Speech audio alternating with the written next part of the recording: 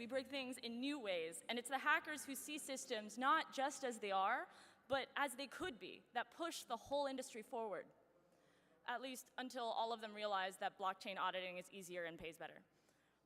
But jokes aside, innovation is how we stay ahead of the curve, how we surprise and delight, and how we keep hacking from just being another day job. Today, we gather during a time way too early for our collective hangovers to celebrate the hackers who didn't just think outside the box, they questioned why the box existed in the first place. So let's hear these nominees. In the category of Most Innovative Research, Alon Levive and Netanel Ben Simon for Bit Unlocker, leveraging Windows recovery to extract BitLocker secrets. Ben Nasi, Stav Cohen, and Or Yair for Invitation is All You Need, invoking Gemini for workspace agents with a simple Google Calendar invite. Angelos Biidis for Haunted by Legacy, discovering and exploiting vulnerable tunneling hosts.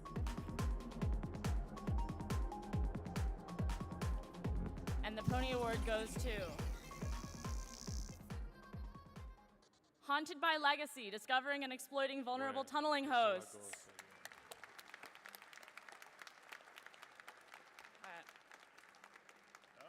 Are they here today? If not, can somebody here in the audience accept on these award winners' behalf? Or if anyone knows anything about this bug, that's cool too. Come up and talk about it. Or do you know them? If you know them, you can give them a no? Damn. All right, come up to us after the end if you do know these people and you're just too shy to come up, and we'll give you the pony to transport back home to them. Thanks.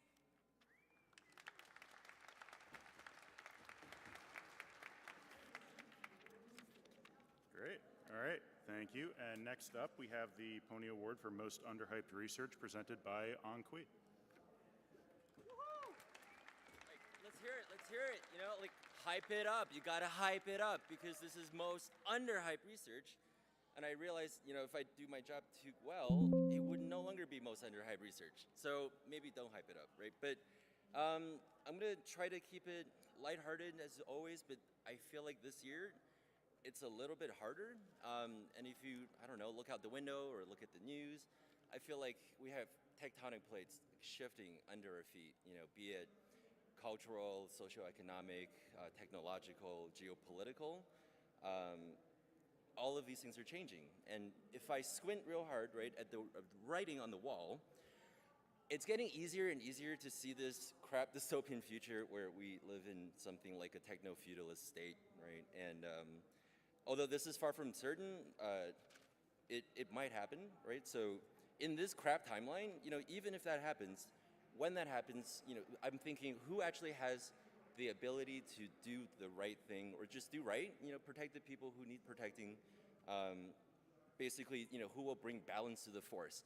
And I thought about this for a long time, and I came to the conclusion that it's us, it's the hackers, right, who will have to stand up if that thing comes to pass. And how do we do this? We kind of tinker and we take apart all of our toys. We try to learn everything we can. We look at all the confusing noise in the data, right? And we try to learn everything about the technologies that bind us.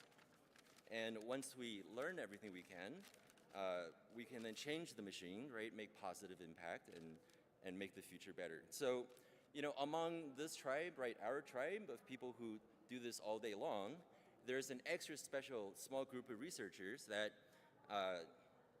looked at the same noise and the same confusing situation and saw something brilliant that none of us saw and did the hard work of making that research. And it is basically with that kind of spirit that their contribution brings us one step into a future that hopefully is not crap and not dystopian. So this is the category Most Underhyped Research that celebrates those people who did the research and looked in places that no one has really thought to look at and found things that no one thought to find. And with that, let's do this. And finally, the Pony nominees for Most Underhyped Research. Lucas Marr for Kernel Snitch, the first side channel attack to leak Linux kernel heat pointers without any memory corruption. Inwen Chun, Isabella Siu, and Ricardo Pacinella for Scheduled Disclosure, demonstrating that remote power side channel attacks are not only still possible on modern x86 CPU architectures, but are also more effective and can work even without frequency side channel leakage. Stefan V. Book. How hard can it get? The Hardy Barth charging station mess. Critical EV infrastructure vulnerabilities that can be exploited through both physical and unauthenticated network access. However, the vendor was occupied with other tasks than security and later failed to provide a timeline for a fix. Okay, and the pony. All right, and the pony goes to.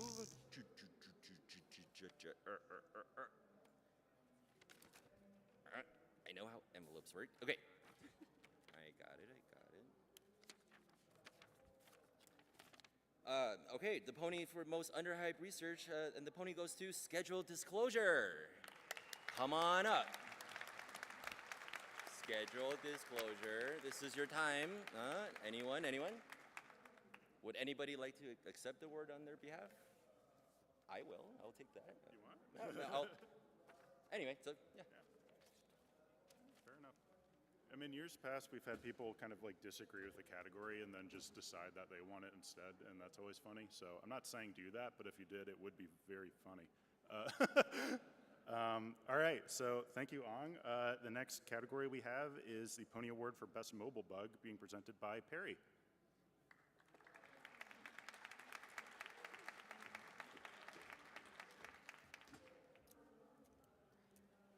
Mobile exploitation is in many ways today the most difficult and impressive area of hacking. It is an arms race between those who are securing our mobile devices and those who are exploiting it. In many ways, this is akin to best actor or best actress. It's also a category that is close and personal to all of us, whether you have an iPhone, a Google Pixel, one of those ridiculous Samsung folding phones, or the new Motorola Razr that Paris Hilton has been advertising. Or, of course, a Huawei device. This is a category that touches us all. And so without further ado, here are the nominees for Best Mobile Bug. Best Mobile Bug. Profile Pin Bypass in Geo Hotstar by @RavensBB. Exploiting Samsung Galaxy S24, a sophisticated multi-bug chain demonstrated at Pwn to Own by Ken Gannon of NCC Group.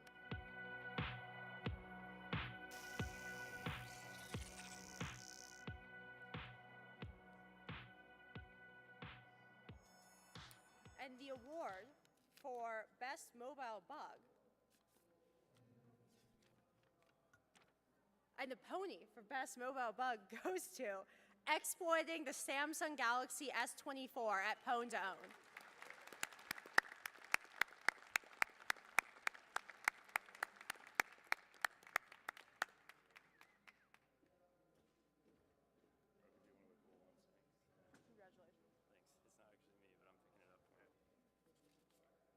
So this is fun for me because we went to college together. Hi everyone, I'm Mike with the ZDI. Unfortunately, Ken couldn't be here, but I'm picking up the award for him. I'm sure he'd be super stoked. I'm going to be giving it to him in Ireland at Pwn to Own here in a few months. Thank you.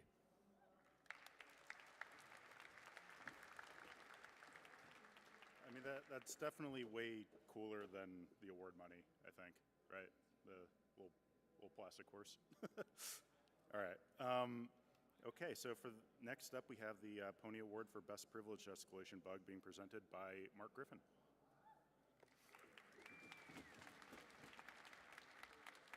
Thank you.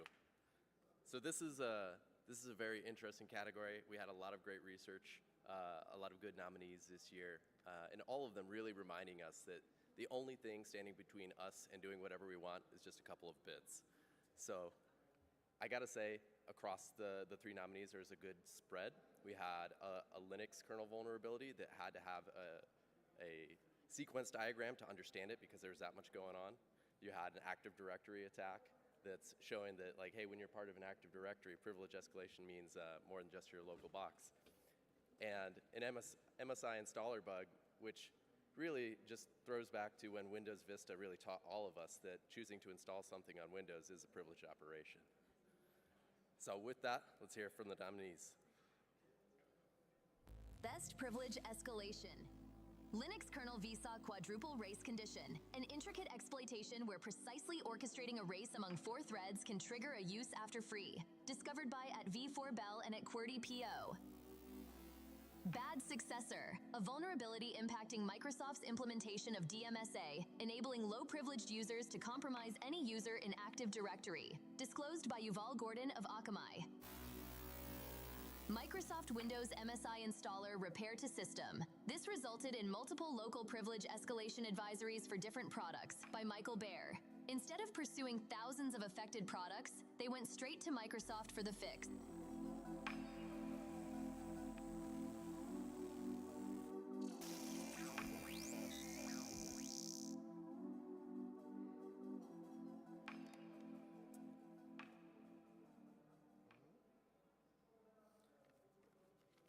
And the pony for best privilege escalation goes to Linux kernel vsaw quadruple race condition.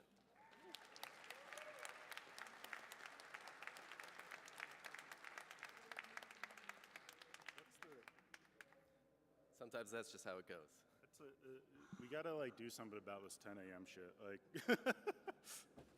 it's all right. We'll get them over to them. Cool. Next up, we have the Pony Award for Best Remote Code Execution being presented by Dakota Carey.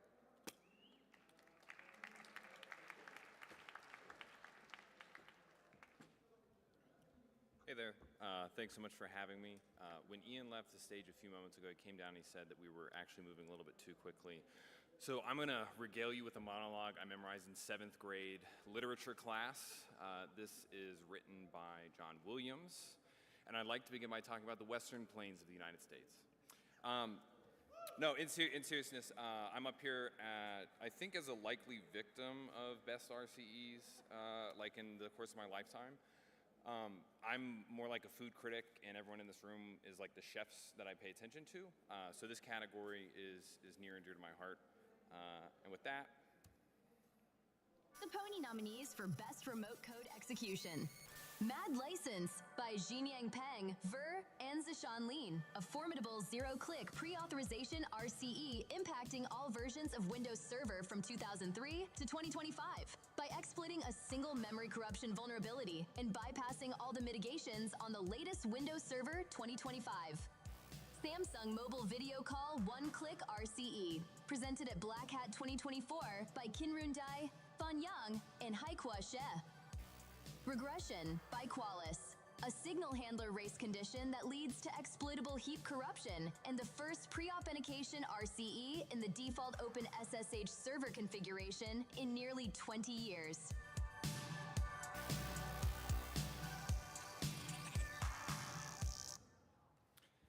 And the pony for best RCE bug goes to regression. Anybody want to stand in for regression? Alrighty, I'll take that one home. Oh, hey, here we go.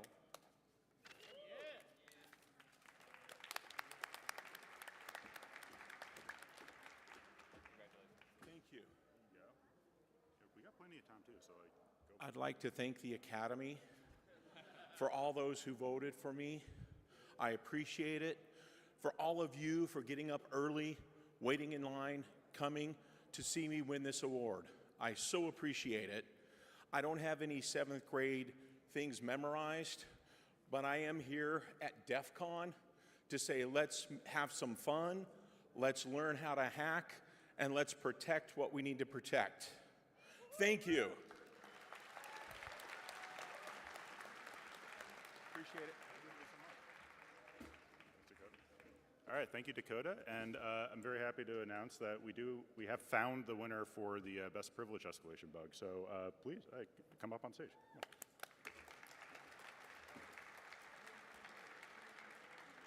Oh yeah, thank you. If you want, like, say whatever you want.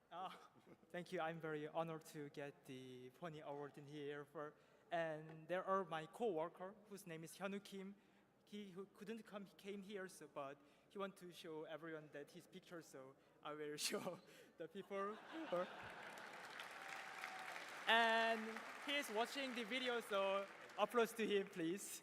It was so great that I get the Pony Award, and it was great experience that doing the it was very happy. I'm not that fluent in English that much, and Linux kernel has many vulnerability in here, and we found this vulnerability while doing the kernel CTF. So I'm very happy to hear. So thank you.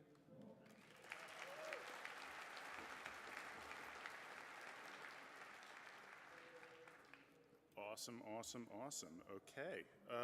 Next up, we have the Pony Award for the lamest vendor response, which everyone always loves.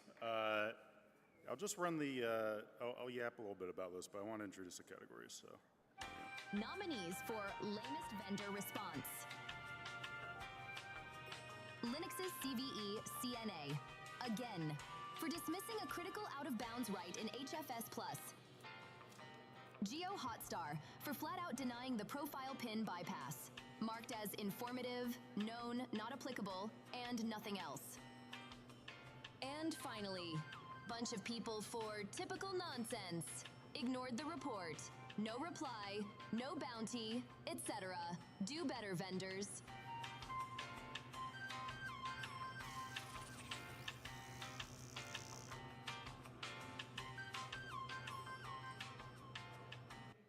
Just praying that music's license free. No, some of those are really funny. Linux CNA, I remember, was just giving everyone an aneurysm. I'm not 100% what the current state of it is, but I understand they're doing their best, right?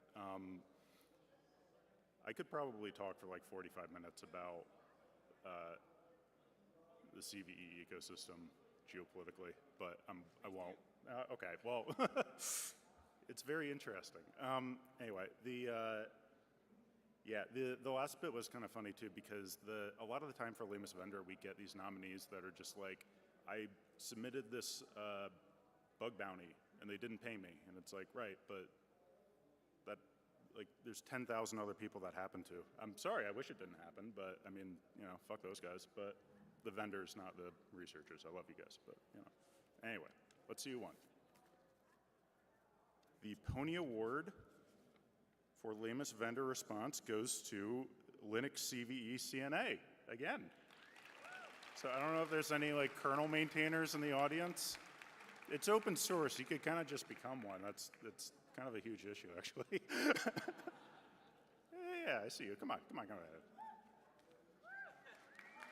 Always clutch. Always clutch. Good stuff. You want to give this a Torvalds or something? Yeah, so I'm not a kernel maintainer. And I actually, is it really a lame vendor response if they're not a vendor? Oh, did you buy anything from them? No. Did anybody here buy anything from them? Like, I mean, you can complain, you get your money back, but like, what are they gonna pay? Like, I don't know, how's that work? So, I'm from Portland, so I'll bring this back to Portland and maybe see if it gets somewhere. Yeah, there's some kernel maintainers, I think. I'm not a Linux desktop user, because like, who does Linux on the desktop? That was last year. I have it on my laptop though, but you know, whatever. Like, me and my laptop though, I'm not sure who has worse sleep issues. And really, like, I've never, as far as I know, gotten infected with anything just by mounting it. So like, I'm not sure what the real deal with this bug is, but maybe I'll insert like an HFS Plus drive in here, and so they can mount the Pony. Yeah. Sound good? Good plan. So yeah, thanks again. All right. Thanks, man. I was just gonna say, if you want to stay safe, there's some equipment on the floor over there. Let's see. No, that is like always the killer thing. Much like the Pony Awards, knowing that Linux Foundation is getting fucking paid. I mean, I guess they technically are, but it's, yeah, I'm trying to be fair. Okay, so next up we have the Pony Award for Most Epic Fail, being presented by our own Mark Trumport.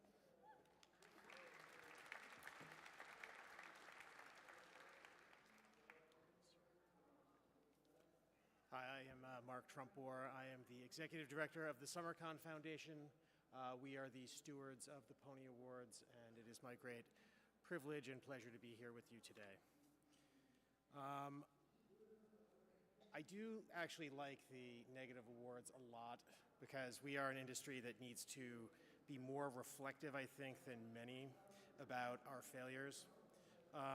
Some awards shows celebrate triumph.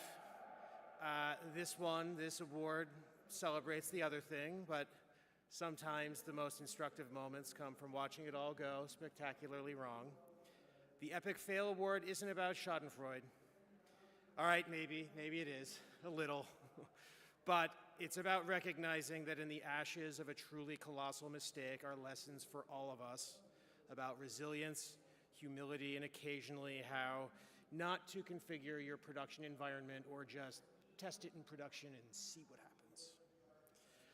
Last year, speaking of, CrowdStrike took home the trophy and their president graciously accepted it in front of a stunned audience. We can only hope that this year's contenders will keep that proud tradition alive.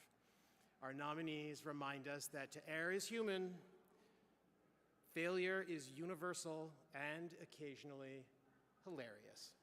All right, let's take a look. And now, the 2025 Pony nominations for Epic Fail. Mike Waltz for Signalgate, novel signal bypass. Is it really still leaking classified material if you just add them to the group chat? And the creepy stalkerware industry and its never-ending data breaches. TechCrunch reports that including CatWatchful's recent data leak, at least 26 companies have been hacked or had their customer and victim data leaked online since 2017. Credit available to any company brave enough to take it. Or Tal Dillian if he's present.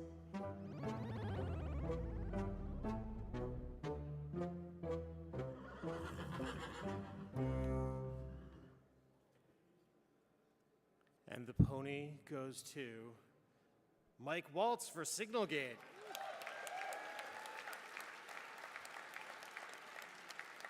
I thought this might happen. And so the SummerCon Foundation, in addition to the Pony Award, has a gift for Mike Waltz. Are you here, Mike? Mike, maybe some of your friends, Pete or Marco or JD, maybe there. Or if maybe you're a writer for the Washington Post. You could come up here and, you could get this as well. It is a t-shirt with the SummerCon reminder that signal groups kill troops.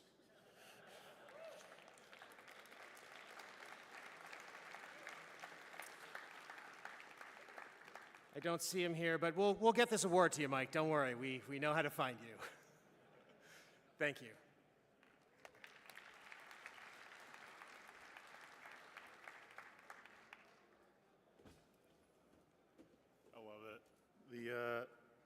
Yeah, I'm kind of glad that one won because I'm pretty sure the other guy's sanctioned, but, Next up, we have our final award. It's the award for Epic Achievement.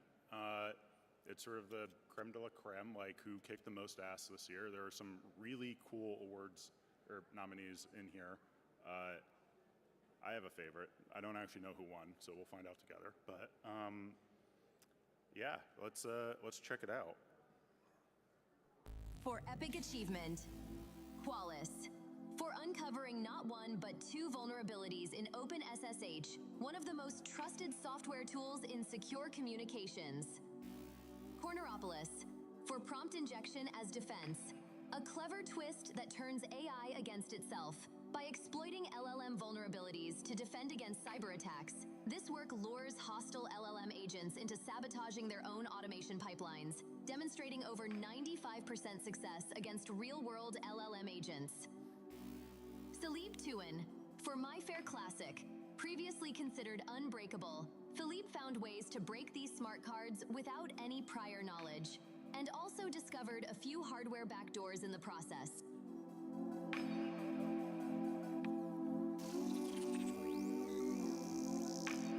Those are all really cool. The last one is like hotel access cards, and the exposure was broad.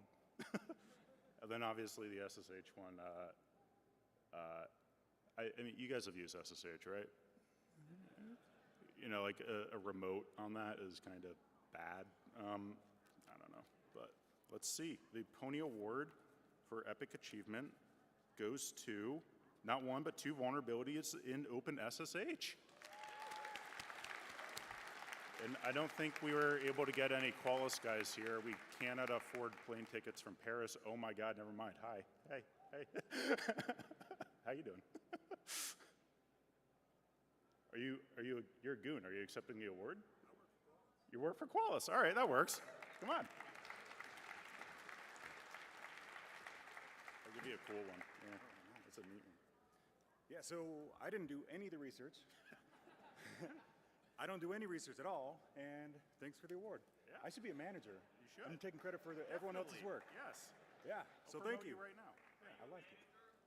No, I'm working towards it with this. Yeah. Thank you. Thank you. Great stuff. Okay, well, that actually pretty much wraps it up. So thank you so much for attending the Pony Awards this year, 2025. I'd like to give, first of all, everyone come up on stage if you were like helping out. Yeah, Dakota, you too. Huge thank you to our sponsors and supporters again. We've got Mark, Perry, Dawn, Ong, Neil, who helped a lot with the art, Dakota, Ong's in there twice,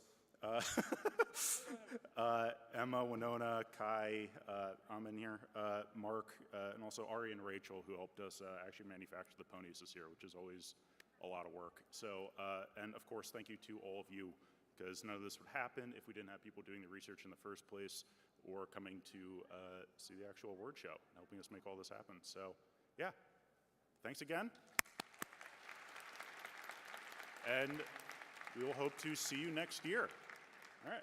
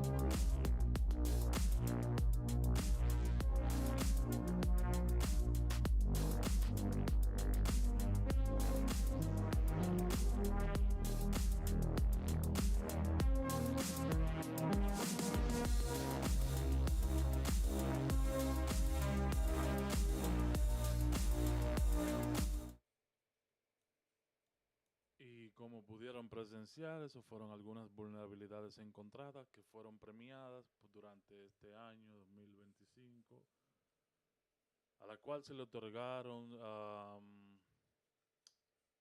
vamos a decir que se le otorgaron algunos halagos, se puede decir así,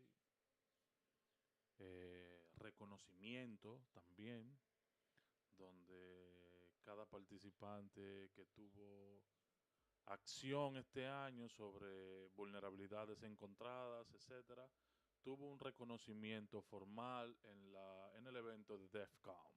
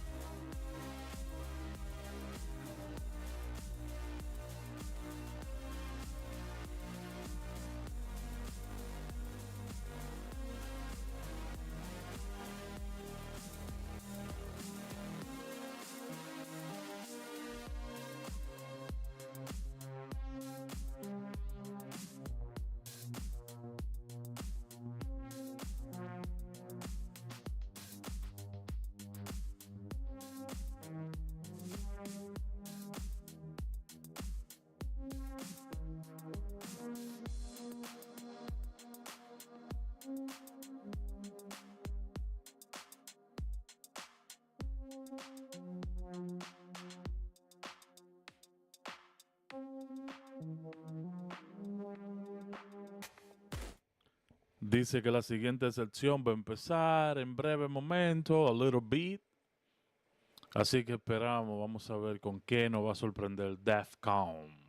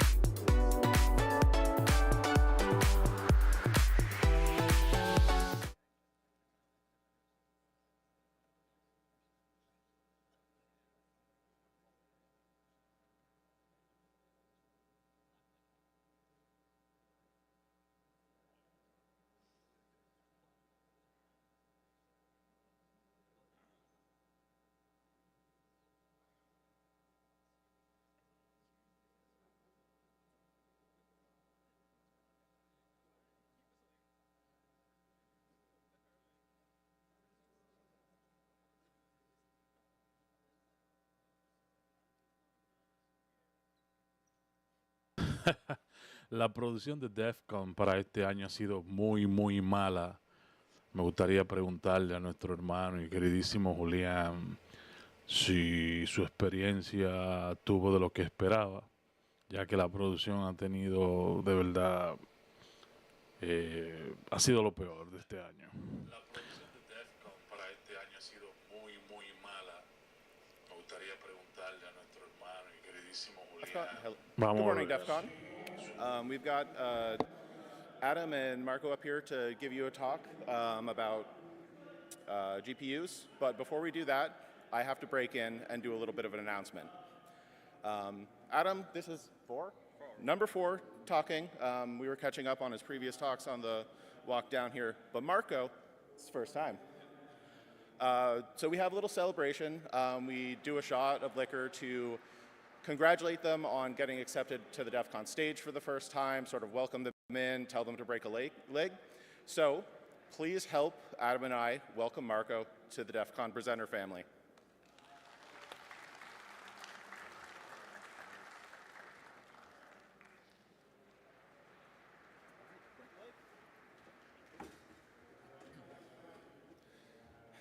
Hello everyone. I'm actually surprised there's so many people on Saturday, relatively in the morning, so thank you everyone for coming to this talk in the Saturday morning. I'm delighted to be fourth time on the DEF CON main stage and have an opportunity to speak about how to secure and how actually NVIDIA secure unique ecosystem shipping more than billion cores. However, are we even the right people to speak about such an important topic? I don't want to spend too much time here, but who we are. Currently, I'm working in NVIDIA as Director of Offensive Security. My name is Adam Zabrodzki, and I'm leading various offensive security research efforts across the entire company. I'm also involved in the RISC-V International, when I'm serving as a Vice Chair of J Extension Group, and I'm author of various CPU ISA extension. And I'm also security architect of the GPU and next generation NVIDIA product. While Marco Mitic, who is here, co-presenter, he's software security architect and manager at NVIDIA, where he leads NVIDIA core RISC-V team. And he also GPU product security and risk officer and PSOC lead. So the most important question, I think, is why we even have this talk today. So NVIDIA is known from their data platform product, who looks like this, you can see on the screen. And this is not just a specific product, it's a platform. It's an entire platform who handles very complicated workloads, including AI workloads. This is the most known. And it's a huge machines. But that's not the only product which NVIDIA has. We also have this type of the product, which actually you can buy and plug into your already existing data platform and handle also AI workloads and other complicated workloads. But we also have traditional GPUs who looks like this. The one which is on the left, it's actually a consumer GPU, but on the right, it's actually also server type GPU, which is different complete architecture.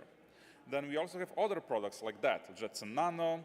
We have system on the chips like Tegra, which is used in various products. We also have upcoming NVIDIA Digits and Spark. But what is important, even all of those products has completely different features. They look even completely different. They have completely different functionality. They have different security expectation. They have different threat model. On their core, on their heart, they're still running only one specific NVIDIA processor. So even they have completely different security warranties, they still are based on the one ecosystem, which is NVIDIA processor. So there is nothing hidden under the sun, and we wanted to give you a little bit insight how we redesigned the system to be able to fulfill so many various use cases. So first thing first, each NVIDIA chipset, which you saw on the previous slide, may include between 10 up to 50 microcontrollers in one die.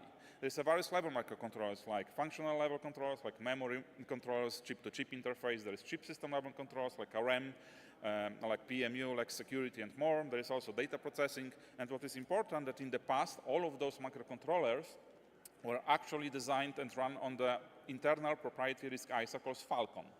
However, our demand of growth and our demand of adaptability was much, much faster than Falcon could actually keep up. The legacy architecture couldn't keep up.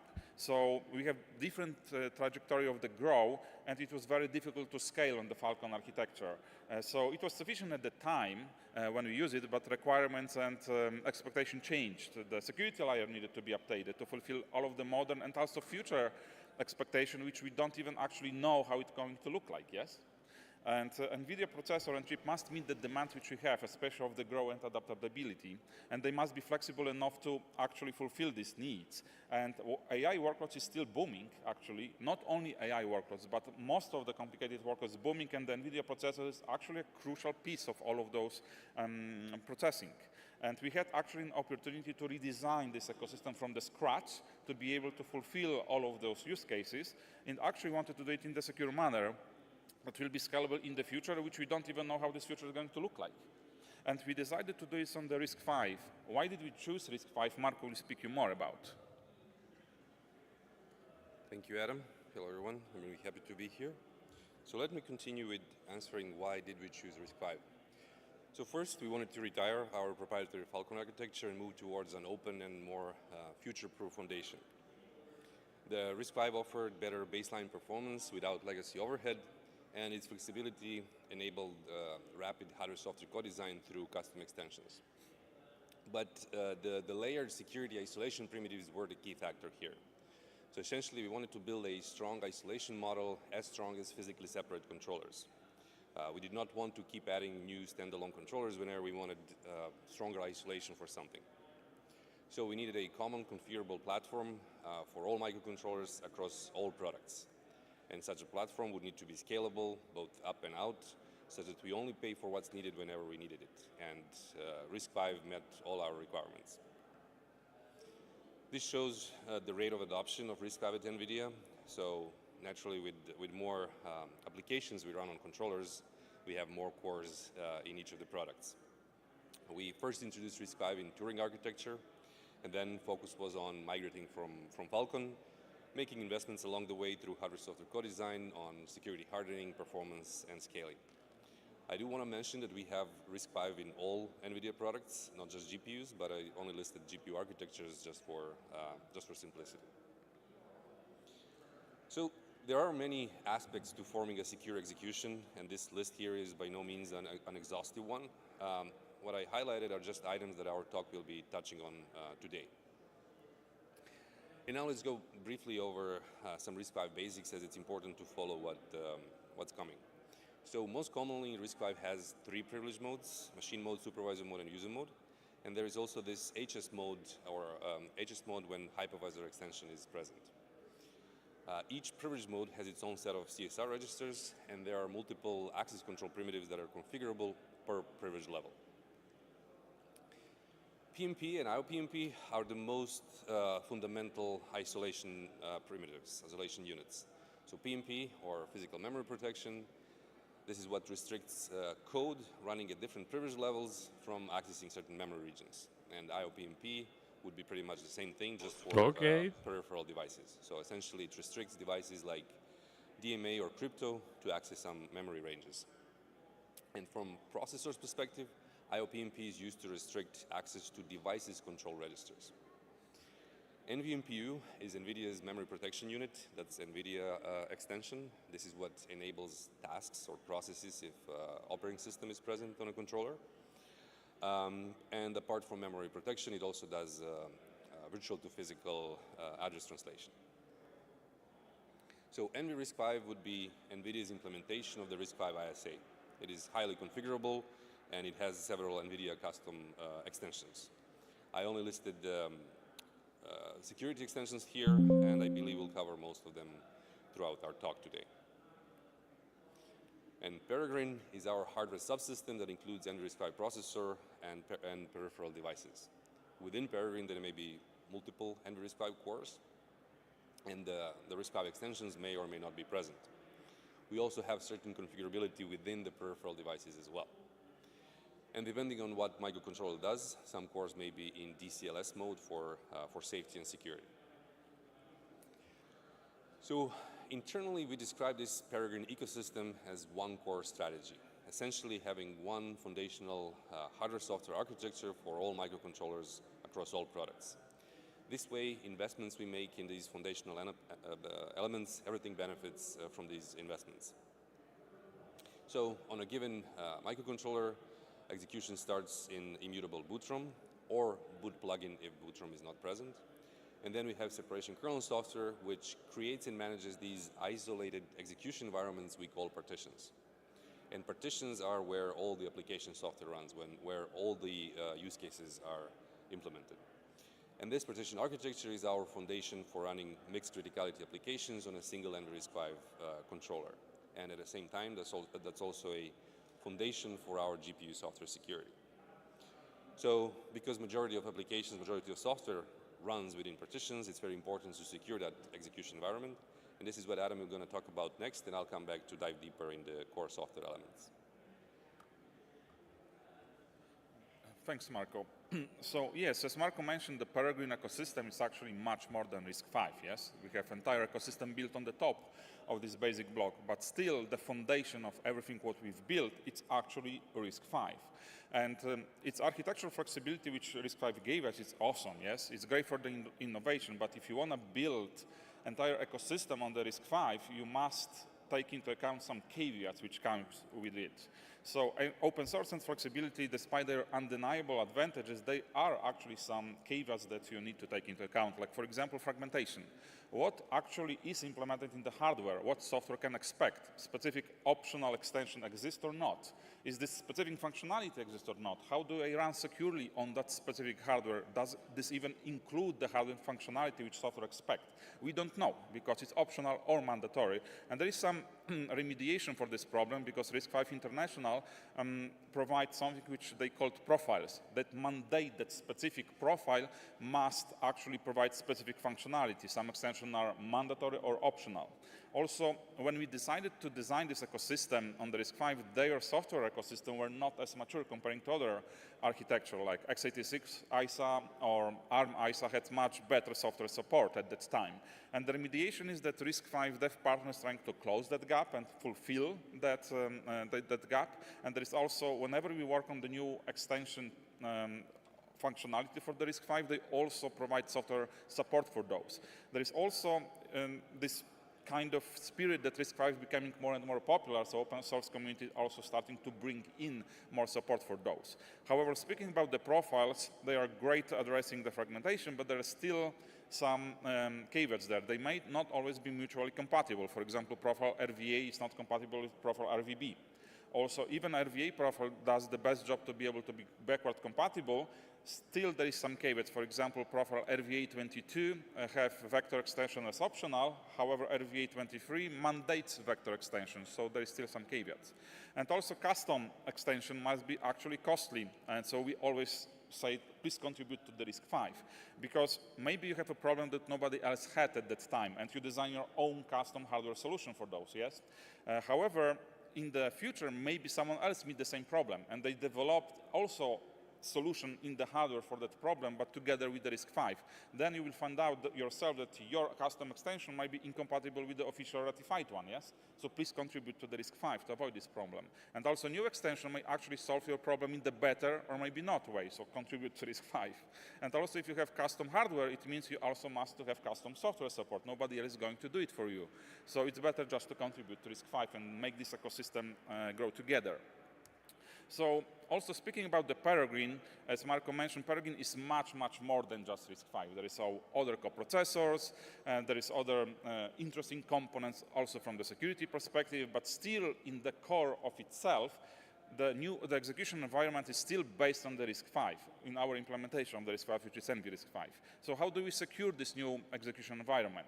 At first, we wanted to learn from the past. Yes, we don't want to repeat some mistakes. So we decided we do not we do not want to implement ASLR because we believe it had limited value in our specific execution environment. So, but it's still not free. You still need to pay cost of having ASLR. So we decided to use these resources instead of implementing something which has limited value in our ecosystem to be something more like it's better from the security perspective. It's more efficient from the security perspective instead of burning these resources for something which will have a limited value. Also, Peregrine, it's not the only one ecosystem there. There is other Peregrines in the die. As I mentioned, there could be between 10 to 50 Peregrines on the one core. Some Peregrines has different security levels, some have different threat models, some have different warranties. We need to take this into account when we design the ecosystem. Also, how do we communicate between this ecosystem, or between these different privilege level Peregrines? We must have a complicated, obviously, software and firmware. So we found out that still the software is the biggest attack surface for us. So how to actually effectively find the software vulnerabilities? We have NVIDIA Offensive Security Research Team, which I'm leading, and among other things, we also do, obviously, manual vulnerability research, because this is something which we must have, that everybody must have. But actually, that's not sufficient, because it's neither scalable solution, yes? You cannot just rely on those. It's something which you must have, but it's not enough. So we obviously need to have also automatic vulnerability detection, because it's a crucial piece to automate some of the processes. So fuzzing can help here. And how to increase the effectiveness of the fuzzing? Obviously, we need to have some address sanitizer and code coverage driver instrumentation. That can help, yes? The problem is that RISC-V did not support that at that time. So what we done, we actually proactively modified the compilers to be able to bring address sanitizer to RISC-V ecosystem. Over the time, also software community pick it up, and now everybody can use address sanitizer on the RISC-V. However, when we're starting to use it, we realize it's still not fast enough for our ecosystem because it's very complicated. So we needed to have hardware support for the better fuzzing and automation. So that's how I created pointer masking extension for the RISC-V. And the main goal for this is aim to add hardware ASAN support and memory tagging later to RISC-V ecosystem, especially to our ones. But our ecosystem is unique. So among standard use cases like S and U mode, we also have unusual use case. We need to support M mode. We need to support bare metal code for fuzzing microcode. Yes, we also needed to support with and without OS layer. So because of those, I created own custom developed extension and brought it to RISC-V International, to the TE group, which is now rebranded to Runtime Integrity. However, when I've done that, I realized, and I met other folks working on the similar problems, it turns out that independently people from the Google were also working on the somehow similar pointer masking solution. So instead of fighting between ourselves, we decided to unite and our use case and promote one single standard for everyone, because this will be beneficial entire ecosystem, yes? So that's how pointer masking extension was created. And at first, the main principle of pointer masking is to serve as a framework for any feature who requires masking the pointers. And there's various use cases. They could be hardware ASAN and memory tagging like we wanted. They could be pointer authentication code. They could be hardware memory sandbox. Like you can see the visualization on the right side, top right slide, because it allows you to create in-process memory sandbox. But during ratification process, we simplified use case only to hardware ASAN and to be able to have the best ISA integration, because there is so many corner cases, and to be able to serve as a framework, we must solve all of those problems. And we actually achieved that. And we also created a mode that you can have up to 7 bits masked from the top or up to 16 bits masked from the top. And also, in the meantime, we were working with the RISC-V International to be able to include pointer masking as a part of the profiles. So some of the profiles actually mandate pointer masking to be implemented in the hardware, and other profiles make them optional. And in total, we spent more than 4 years of work to be able to introduce pointer masking. And it's actually not one extension. It's umbrella for 5 different extensions, which is split per privilege level. And also, there is additionally 2 virtual kind of extension that only describe execution environment, but they have no bearing in the hardware implementation. Just mandate that you must have support of pointer masking in the U mode or S mode, and there is some method to be able to enable that. We also obviously create software ecosystem support for hardware ASAN for the RISC-V, which is listed here. And internally, when we actually finish all of those work in the RISC-V International, we added the software support for our custom NVIDIA ecosystem.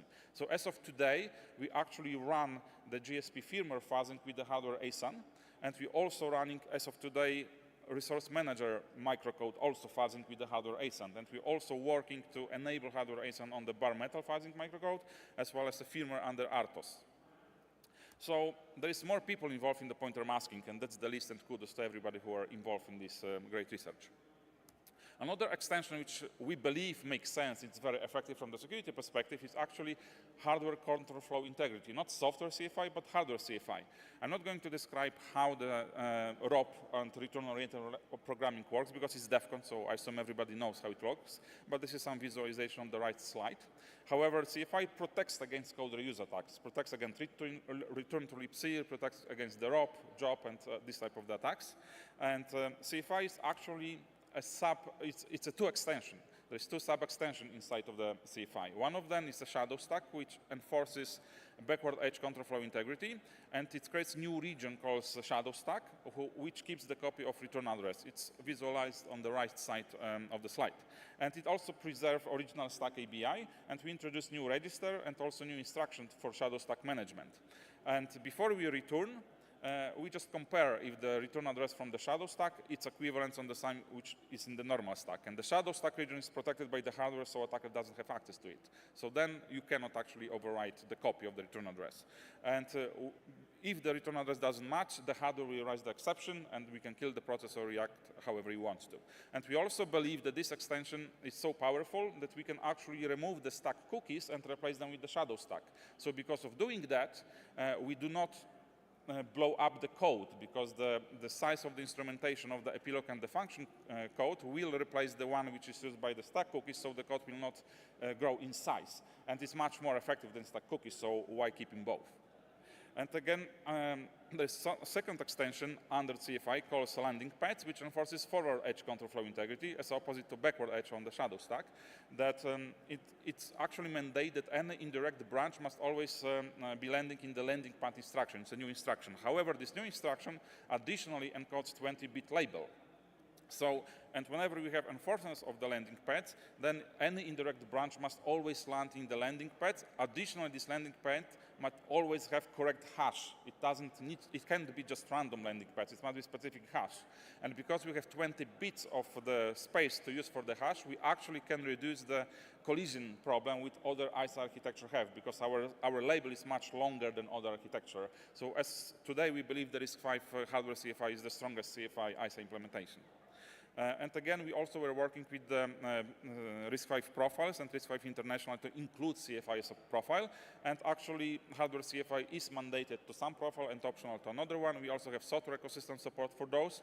And inside NVIDIA, we adding software and hardware support for this, and we committed to bring it to the production in the Rubin timeframe. And again, there's more people involved in the CFI than just us and other folks. The list of everyone who are involved of those, and especially kudos for the George and the Ved who are chair and co-chair of this group. And also, what's next? What we are planning to? Obviously, memory tagging, because this was the main idea also behind the pointer masking, yes? It addresses the performance issue, which you can still have with the hardware ASIN, and additionally, memory tagging is targeting to be enabled in the production binaries. Also, we are obviously actively contributing to the RISC-V memory tagging extension, and we want to bring support for this in the software and the hardware when ratified, this extension. So, basic concept, whenever you allocate the memory, then pointer will get the spatial tag or color, however you call it, assigned to that pointer during allocation. Additionally, the memory itself will also have another separate tag or separate color, which will have actually the same value as the one assigned to the pointer. So whenever you reference the memory, the hardware will compare if the tag matches the one in the pointer with the one in the memory. If the tag matches, it means you are inbound of access. Otherwise, the hardware will detect that you're touching different tag, different color, and tries the exception. So it's actually kind of very effective and different approach to detecting the problem, because it can detect any type of the out-of-bound access, memory corruption, use after free, all of those. It's detectable by the hardware. But what is important is detected before corruption happens. Most of the mitigation detect post-corruption. This is before corruption. So there is no chance for attacker to do anything yet, because hardware will kill it in the root cause before the corruption happens at first place. Another extension which we working on now, we're trying to extend the SafeEye M mode, shadow stack to the M mode actually, because landing pads is defined in every mode, but shadow stack is only defined, not defined in the M mode. So we want to extend shadow stack to the M mode as well, using PMP to be able to protect also critical M mode software. And another extension which we're looking at is actually hardware fault isolation, HFI, which addresses in-process memory sandbox, which was removed from the original pointer masking. But this is a very interesting use case. We are interested on that feature as well. There's no TG yet, but we are evaluating the benefits of bringing such sandbox to our software ecosystem. So how it works? In principle, HFI introduced something like user mode concept of memory region. Doesn't need to be on the user mode, but it can be enabled also in the user mode. It's similar to concept of x86 segmentation. So any access outside of this region, predefined region, will generate a hardware trap. So before, what you do, you generate the list of the base length and attributes of the sub-regions, and whenever you want to execute untrusted code, you just enter to this sub-region, and then hardware will enforce that you cannot touch anything else, excluding the predefined hardware region of the memory. And it's enforced by the hardware. And there is another areas of interest for us, which is post-quantum cryptography, PQC. We also evaluate side channel protection hardening. We're also looking in the cherry, and we're also looking on the enhanced hardware fault injection protection. So what I was speaking about, it's a hardware foundation security. What about the software? So this is what Marco will speak about next. Thank you, Adam. Now let's go over software layers that form this foundation. So our partition design draws inspiration from multiple independent levels of security and safety, or MILS architecture that's common in high assurance systems, like in defense and avionics industries. So again, partitions are isolated execution environments defined by manifest and partition policies, which are signed, encrypted static configuration sets that have fine-grained configurations for hardware access control primitives we have. So essentially, Bootrom first parses manifest and then configures the hardware such that it limits capabilities and the maximum software for the rest of the maximum privilege for the rest of the software that comes on that core. And partition policies are parsed by separation kernel, which then further configures hardware and thereby defines a partition where application software runs. Important thing to note here is that manifest and policies are signed separately from partition images, so nothing done within partitions would affect policy configuration. So at any given time, only one partition is active per core, and all the information flow in and out partitions is access controlled via policies. So the separation kernel is that software component that creates and manages partitions. It is not a hypervisor, so it only controls what hardware is exposed to partitions. It does not abstract any hardware, nor it provides any high-level functionalities for partition software.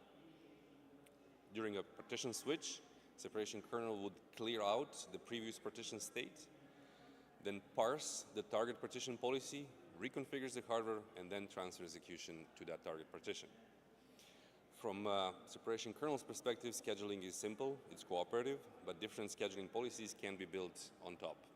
And there are mechanisms to detect when a partition is stuck, preempt it, and then transfer execution to a predefined fallback partition. This kernel is small in size. It is written in Ada Spark programming language, and it is formally verified to be free of runtime errors. But before separation kernel, we have the Bootrom, which is immutable in hardware and embedded in hardware and also written in Spark language. Because of its nature and importance, we added specific extensions to further secure its execution. For example, the ROM protection here means that the ROM is split into sections, such that after each phase of Bootrom execution, hardware will disable the previous state, the previous section. So even if you somehow manage to get the core to jump back, it won't work. And we have execute-only memory, so the code cannot be dumped out. All functions are leaf functions, so there is no return address, spill, and stack. And during the core software execution, the core is in lockdown state, so all external access is disabled. We have multiple glitch attack mitigations in hardware, but what I added here is a reference to Adam's talk where they explain details of a flaw they found in RISC-V ISA itself that makes glitch attacks more successful. And as I said before, depending on what microcontroller does, some cores may be in TCLS mode. Essentially, this means that there is another core that's in lockstep with the main core, just delayed by a few cycles. So if there's a mismatch between the execution, it means something off is going on and it will be detected. This is added for safety, but it also makes glitch attacks less successful, harder. Okay, now let's talk about language-based security a bit. As I mentioned Spark multiple times now. So traditionally, we rely on tests to show program's correctness, or to point that there is a security vulnerability somewhere in the code. And this is good, but there are no guarantees that you won't have a, let's say, single overflow in a large C code base, for example. But with Spark, we can prove that whole classes of vulnerabilities will not ever happen. And we do that through contract-based programming, and due to the fact that the Spark is very strict subset of Ada language with formally defined specification. So here I have one simple procedure and pre- and post-condition contracts, and this is the implementation. So with Spark, we can prove that this implementation is correct given the contracts. And this is done through this high-level pipeline that involves multiple steps and some fancy tools like SMT solvers. But the beauty with Spark nowadays and the tools we have available with it is that we can abstract all that complexity with proving away and use Spark and its tools to get to a formally verified implementation without knowing the intrinsics of the SMT solvers or the underlying mathematics of it. So the pipeline would actually look more like this. So all that complexity with proving is, let's say, hidden under this tool called gnat-prove, which you would use through this iterative process, and if some property cannot be proven, gnat-prove would give you counterexamples of why something doesn't hold. And then you would go back, change specification, implementation, or even the contracts, and do it again. But most likely you won't be able to implement 100% everything you want with just Spark. So you would need to make calls into Ada, C, or assembly. In this case, you would test for what you cannot prove. Essentially, if you make a call into C, your preconditions should be tested because non-Spark code is invisible to Spark and its tools. And you should make sure that there are no side effects to that non-Spark call, or at least assert and test for expectations that the Spark environment has for those. Now you may be wondering why you can't do all this with C, Ada, or Rust, for example. And what follows is my modified section of a talk I saw once that I really liked, that explains the fundamental difference between the languages and why we can use Spark to do all this. So let's say this is a finite machine state set of a given machine, so all possible combinations of memory, registers, everything. And this would be a subset of that machine state set that is attainable through a programming language. And the green box here would be machine states that fall under correct execution of your program, so the thing that you want to build. And C is the most powerful language. It tends to extend its state set that it can attain, while Ada, Rust, and other languages are more strict, so they have a reduced state set. But Spark is a very strict subset of Ada programming language with no ambiguities, with no undefined behavior, with formally defined specification. And this is the main reason why you can rely on Spark, build on top, use the tools I mentioned, and get to a formally verified implementation for something. Again, most likely you would need to use these escapes, as I call them, to a non-Spark world and make calls into C, Ada, or assembly, in which case you'll fall back to testing and test for what you cannot prove. So the main point here is to minimize usage of those and to keep them very small so that you can rely on testing and manual verification. But if you have most of your code in Spark, or let's say some subcomponents 100% written in Spark, having this guarantee that there will be no runtime exceptions at any given time for any given input is extremely valuable for both security and reliability perspectives. So coming back to the original architecture diagram, this multi-partition architecture is our foundation for running mixed criticality applications on a single NVRISC-V microcontroller. This isolation between partitions is done through hardware access control primitives that are only configurable by core software that is formally verified to be free of runtime errors. The AORTE, or absence of runtime errors, is a common term used for this. Now, there are certain attack vectors that you can't really defend against via language only, and side channels would kind of be the obvious ones. So we designed our hardware and configured it such that we mitigate against those. Although, theoretically, it is possible that you model all the bits of the hardware, so all the branch predictors and caches, and model that in software, and then use that model to prove that your software mitigates against these. But this is extremely complex, and a much more practical approach would be to combine software techniques with the proper hardware configuration to mitigate against these kind of attacks. I was thinking about top 5 takeaways for all this journey of ours, and I would say if you have a chance to design something from ground up or redesign something, first you should think holistically and start a design from both top-down and bottom-up. So things like confidential compute and virtualization introduced requirements we had to consider from the very beginning when we started building this foundation.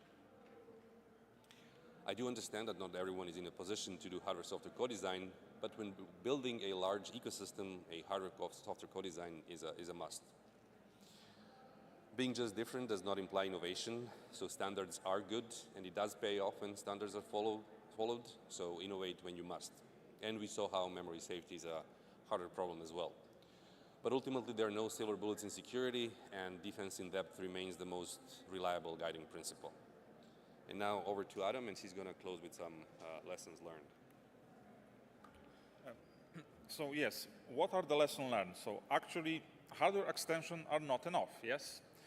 The biggest attack surface is still actually a software, as we discussed at the beginning. So we must co-design hardware and software to be able to create a secure execution environment. And some hardware extension, like we discussed, actually help doing that. But that's not enough, because even in the bound of the hardware limitations, software can still misbehave, and there is some room for the playground.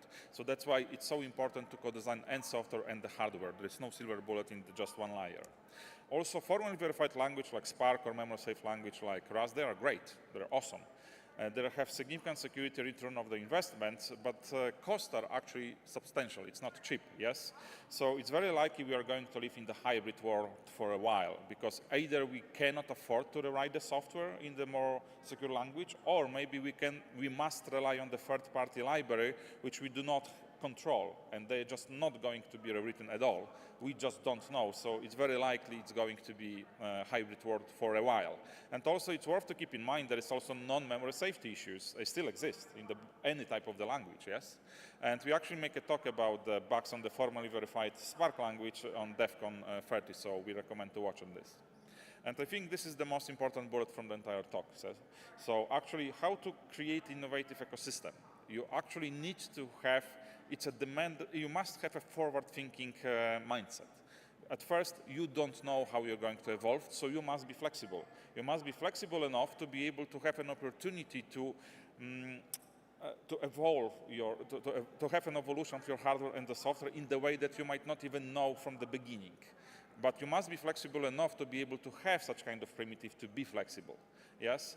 And also, how to do it, you must kind of predict the industry trends, some kind of informed prediction of the industry trends. How to do that? You must be part of the various initiatives and organizations, because this you can actually see where the entire industry is moving, and you can have informal prediction where it's going to move anyway. And sometimes signals are not obvious, but you can read them from the air on this type of the discussion in the organization.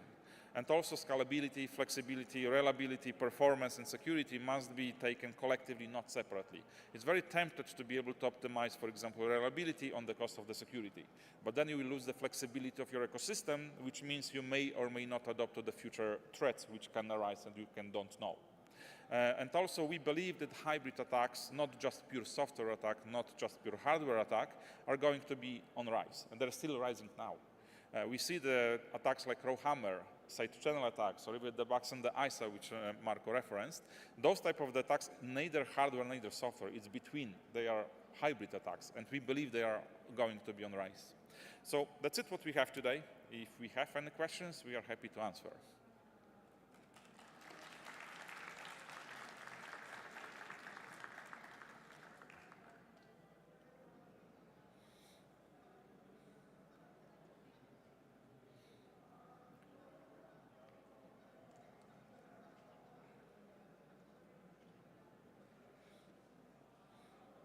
Thank you.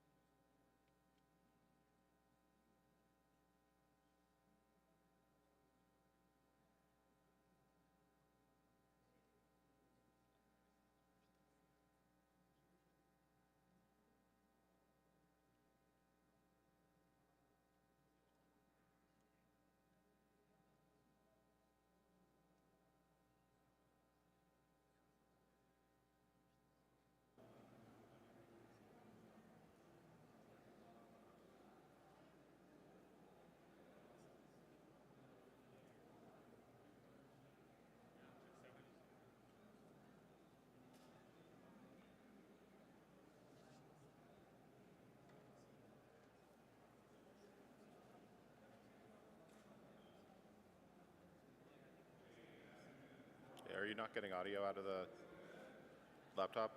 Let me introduce the agenda. First, I will introduce some. Hello everyone, thanks for coming. I am very honored to be here to give a presentation. So today our topic is Find Observe the Shade and Soul of Democracy in Kafka. First of all, let me introduce my team. We are security engineers from Alibaba Cloud, and I am Ziyang Li. Let me introduce the agenda. First, I will introduce something about Kafka. Then we'll compare previous research with our new findings. Next, discuss the journey of hunting-bus in Kafka ecology. After that, we will uncover the hidden vulnerabilities in Kafka broker. And finally, explore the insights and differences. Okay, let's officially begin our presentation. So, what's Kafka?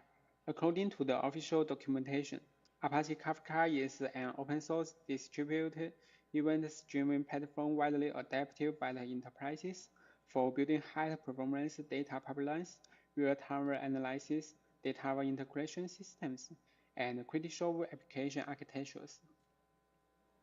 At its core, Kafka has three main class: producers, consumers, and Kafka cluster. Consumers are like the data sources. They send a message into the system. Consumers read those messages and act on them, like analyzing or storing data. And the Kafka cluster is a backbone. She handles messages, storage, reputations, and ensure everything runs smoothly at scale.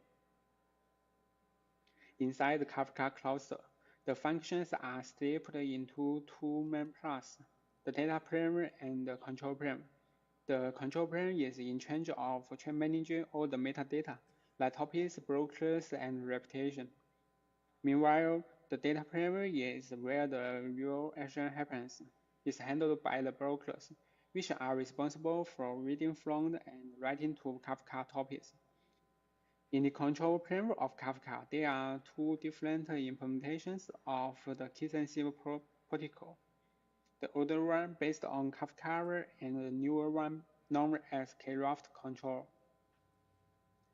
As for the data plane, client requests fall into two categories: produce requests and fetch requests.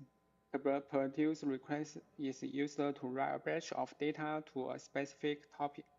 A fetch request, on the other hand, is used to write data from Kafka topics. These operations are all limited with the topic, making it the central component in Kafka's architecture. In addition, Kafka has a powerful ecology. The Kafka ecology is built around several core components: Kafka Core, Kafka streams, Kafka Connect, REST procedure, Schema registry, and KSQL. So, are there any security risks? That's a good question. Let's now look at the known findings and see how certain protections might be bypassed in practice. There is a remote code execution vulnerability in Kafka clients, identified at CV 2023-25194, which can be exported in components such as Red and Kafka Connect. The key here is that if an attacker can control the connection string used to connect to Kafka, they might be able to trigger GMDI injection, and that will lead all the way to remote code execution. Here is the proof of concept. The program acts as a Kafka client and uses an attack-controlled connection stream to connect the Kafka server. The payload contains an LDA PUI, which is the key component in this export. As the program runs, it ends up triggering a GMDI lookup. Here on the right, you can clearly see the code stack leading to the injection point. This is the core of the vulnerability. Let's focus on the login context login process. It's central to understanding how the export works. It will initialize, subject, and construct GMDI login module and initialize with subject, callback handler options, and finally call the login method. GMDI login module login calls the attempt authentication method. Then the lookup method of initial method is called. Before we move on to the next slide, I would like to briefly introduce the lookup method here. It's a common thing like runtime exec, and if you look over an untrusted address and leads to RCE, you can use a diagram to show how the attack process. First, the attacker set up an evil GMDI server. Second, the attacker constructs the evil connection stream and passes it to the Kafka client. Third, the Kafka client passes the connection stream, constructs the evil login config, passes it to the login context, and closes the login method of login context. Then, the login context inlines the GMDI login module to authenticate the user. Next, the GMDI login module looks over the evil GMDI server, and the server returns something evil payload. Finally, the server is taken over. The key point is the controllable login config. Kafka client allows users to control the login config, so the user can use an evil login config to achieve RCE. In the version 3.4.1, the Rector introduced a backlist mechanism, and by default, it includes GMDI login module. In other words, the GMDI login module is disabled out of the box. If we run the POC again, we will see the program now throw an exception. The error message clearly says that GMDI login module is not allowed. We can use a diagram to show how the patch works. When the attacker constructs the evil connection stream and passes it to the Kafka client, the Kafka client will check the login config. If the login config contains a evil login module, namely GMDI login module, the Kafka client will raise an exception and can be bypassed. After understanding both the vulnerability and knowing how the patch works, we came up with an idea. What if we find another login module that can be abused in the similar way? If we can identify a new malicious login module, such as much like GMDI login module, we might be able to achieve RCE once again. So, what are the registrations on the login modules that we are looking for?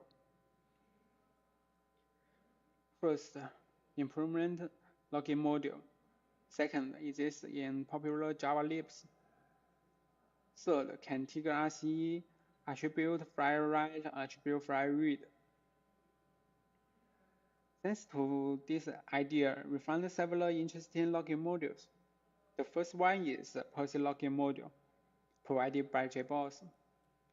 As the name suggests, it delegates an authentication asked to another agent or module. Specifically, in its initialize method, it constructs an agent based on the specified login module name, and then initializes it. During the login phase, the policy login module passes the authentication process to the agent. Now, you might have already guessed where I am going with this. Yes, we can use policy login module to bypass the backlist. Here is the perk. We configure the policy login module and set its login name to GMDI login method, even though it's on the backlist. When we run the POC, you can see that the login method of a GMDI login module is actually invoked. If we check the evil GMDI server, we can find that we have bypassed the backlist and achieve RCE again. Here's how the bypass works. POSI login module delegates to JMDI login module, allowing us to bypass the backlist and trigger JMDI injection, leading to RCE. Another interesting set of login modules is provided by WebSphere. Due to time constraints, I won't go into full details, but just the proof of concept. Imagine a web server deployed on WebSphere that allows users to control Kafka connection stream. Could we take it over? Of course we can. The idea is simple. We prepare a consumer login configuration file.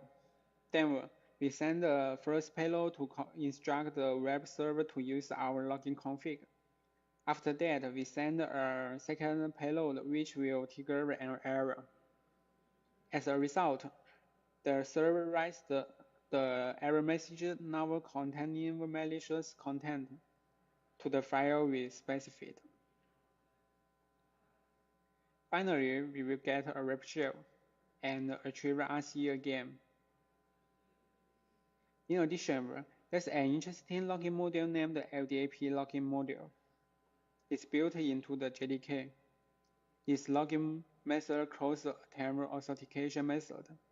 When authenticating the user, the login module will first obtain name and password via a callback handler. Then it will check whether the password is blank. If not blank, it will initialize the JMDI LDAP log context, which is trigger JMDI injection. Briefly, if we can find a callback handler that can provide a password, we can trigger JMDI injection and achieve RCE. So our goal is to find a callback handler for the LDAP login module. There are 3 registrations on the callback handlers that we are looking for. First, it should be able to handle name callback and password callback. Otherwise, you will receive unsupportive callback exception. Second, it should be able to obtain a password which is not blank. Most importantly, it should be implement authenticate callback handler, which is an interface provided by Kafka. Otherwise, we will receive a cluster exception. To be honest, it is really hard to ship all 3 requirements at the same time, especially the last one, which greatly limits the range. So, which vectors implement the interfaces of Kafka? After some investigation, we found that Confluent is a great candidate. Confluent is the creators of Kafka and the custodians of Kafka. And Confluent has their release versions. Confluent primarily offers 2 versions, the community versions of Kafka, known as CP Kafka, and the commercial version called CP Server. As a strong shared availability exists in CP Server but not in CP Kafka. We tested this on November 2024 or on version 7.7.1, and it was confirmed to be supportable. These issues has since been fixed in the newer versions. We discovered a callback handler named file-based dynamic blank callback handler in Confluent Kafka, which reads the username and password from the local file. Here is a simplified code of a file callback handler. We can control the file name, the keys of name, and password. For example, if there is a file named user.conf, the file contains 1 or more username password pairs separated by semicolons. This callback handler means almost resistance. but the file named user.conf is created by us. Can we find a more common one? Of course, the etc password file fits our needs perfectly. This means we no longer need to upload a consumer user.conf. We just need to set the file name to etc password and keep to an existing user, for example, root. Here is the poke.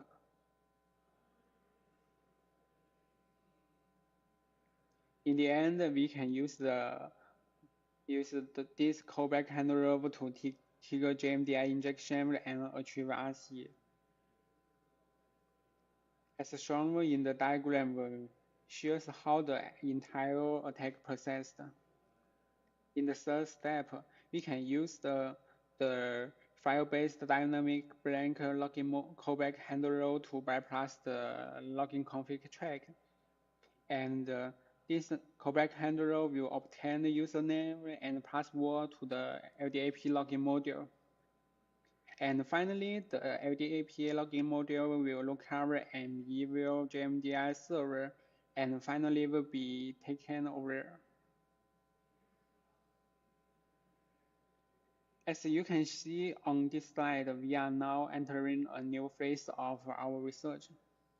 Not just exploiting a single vulnerability, but hunting for bugs around the entire Kafka ecology. In the previous chapter, we successfully triggered JMDI injection in the Kafka clients of the commercial version of Kafka. Can this be impactful in the real systems as CVE 2023-25194? Let's take it step by step. First, can Kafka Connect be exploited? After our testing, the answer is yes, it can be exploited. We can follow the official Confluent Kafka documentations to install and set up a Confluent platform. This proof of concept is exploiting CVE 2023-25194 vulnerability in Apache Kafka Connect. This is our new proc from Confluent Kafka Connect. We just need to convert it into appropriate format and then replace it with the previously mentioned bypass payload. And it will finally trigger JMDI injection and achieve RC again. Something else? Yes, let's start a journey to take over Confluent KCircleDB server. When we deploy the Confluent platform, there are many components. In the website, we can see three obvious components. When I try to use it, I find the KCircleDB is something like DBMS. Since DBMS also has a lot of features, just choose this to analyze. And then I read documents to know about this. And when I read the documents, I find an interesting issue in the GitHub. It says the producer is closed firstly. Wait a moment. Why does the producer exist here? And I just try it out in our local environment. We can see the producer config in logs. What does this mean? Through the insert operation, KCircleDB can produce data. Can we modify the producer config? We can see that the configuration is obtained from session config. So what is the session config? Since there is no other place to set it up here, let's give a simple try. Unexpectedly, we successfully modified the configuration. And then we modify it to use our POC. And we finally achieve RC here. Let's watch the video demo.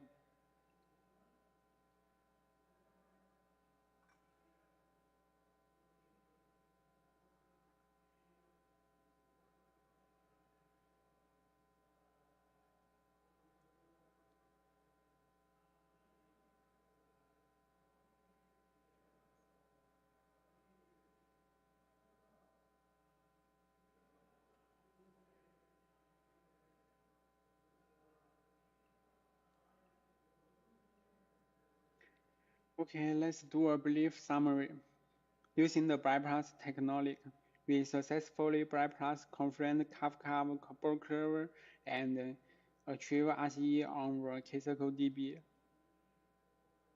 We have taken over the confluent products of multiple cloud vectors. So if we has attack control Kafka client's configuration and using the bypass tactics, we can achieve RCE.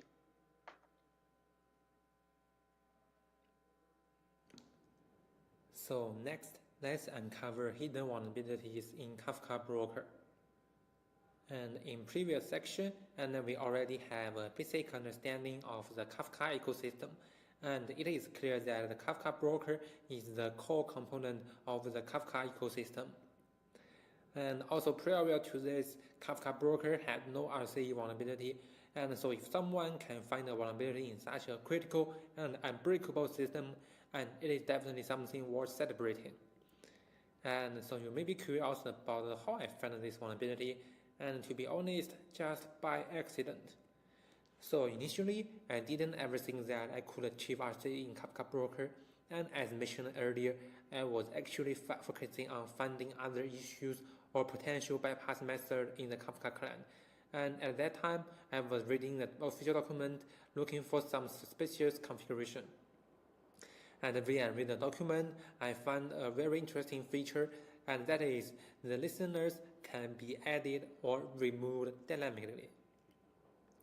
And also what's more, the JAS configuration of the listener can also be set dynamically. So this means that the Kafka Broker also supports JAS. And here, let's take some time to introduce this interesting feature. So first, this is a very normal request, and the user just sends an add listener request to the Kafka Broker, and the broker receives the request and add a new listener. And after that, the other Kafka client can connect to this new listener for producing or consuming message. But if there is a hacker, and he can just send an evil request, and the broker will receive the add listener request and try to add a new listener. However, the server will also trigger the JAS process and will send the gendia request to the evil gendia server and finally achieve RCE. So first, let's set up the exploit environment, and we can download the binary from the official website and then run below command to start the Kafka server. And now let's exploit it step by step. So first, we can use the Kafka config tool to retrieve the broker's configuration. As you can see here, there are a lot of configuration, and here we should pay special attention to the broker ID, and here it is one. And here we only need to focus on the configurations related to listener. So we use grep command, and you can see that now it has 2 ports, and the one is the standard 9092 port, and the protocol is plain text, and the other is managed by craft and called controller listener, and the port is 9093, and then we can use nested command to check the locally listener ports and confirm the existence of these 2 ports. And so now we will try to add a new listener, and we just copy the previous configuration and add a new listener, listen on the 9094 port. And as you can see that after we send this request, and the Kafka server will receive the request and update its configuration, and we can use the nested command to check the newly added ports. And you may have noticed that the newly added listener configuration is SASL plain text. So what is that? And it is essentially the communication protocol for brokers, and there are different types such as plain text, and it is encrypted, and SASL, and it is authenticate, and also SSL. SSL is the encrypted protocol. But in fact, after we execute the command to add a new listener, essentially when we specify the new listener use the SASL protocol, and it will throw an exception on the broker side. And if we look carefully the error message, we can see that it indicates the absence of JAS related configuration. And this is because that Kafka's authentication mechanism is based on JAS, and therefore, when we add listeners that requires authentication, and the system will look for corresponding JAS configuration. And if we properly configure these settings, and we can trigger the JAS process and finally achieve RCE. But the question is, how can we set the evil JAS configuration? And after reviewing the Kafka official document again, and I just found the answer. We can configure it through the configuration key, and you can see the key is listener name, and .sasl mechanism .sasl.js.config. And so now we need to set the corresponding configuration, and since by default the SASL mechanism is JAS API, so we can name it in this way: listener.name.sasl plaintext, this is our listener name, and .JSS API, this is our SASL mechanism, and .sal.js.config. And so we really succeed in one shoot, but it didn't work, and it threw a new exception, but not bad, since at least we successfully configured our JAS. But set not equal solution and code equal clues, and I just reviewed the code, and you can see that this is our error message. And so here you can see we need to set either the GSS server name or the config server's name. And here I choose to set this config server's name, and you can see that I get from our configuration SASL Kerberos server's name. So here we need to add this parameter. So now you can see that we just add this configuration key, and we just add a test.